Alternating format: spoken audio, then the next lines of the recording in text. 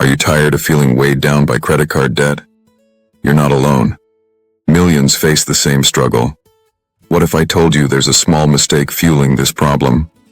It's a habit that banks love, and it's costing you money.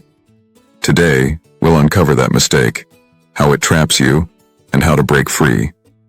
We'll look at credit card interest and effective ways to pay off debt. Stay tuned, as this might change how you view credit cards. Let's start with the common mistake most people make. It's paying only the minimum balance each month. While it seems convenient, this can lead to huge interest payments. Credit card companies thrive on this habit. When you pay the minimum, interest builds up quickly. So, what happens? Your balance grows, becoming a bigger debt. This cycle can go on for years, keeping you in a financial trap. Now let's break it down into actionable steps. First, know your total credit card balance. Next, understand your interest rates.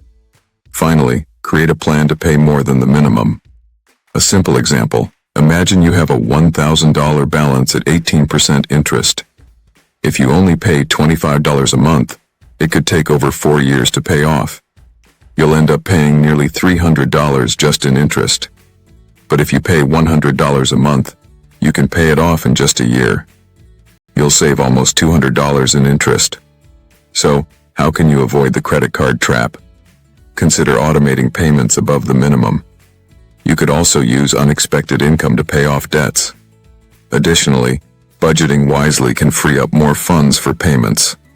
By understanding credit card interest, you empower yourself. High RPM helps you break the cycle and regain control.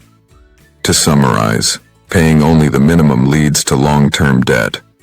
Create a plan to pay more and save on interest. Use tools and strategies to become debt-free faster. Don't let credit card companies benefit from your habits. Start making smarter choices now.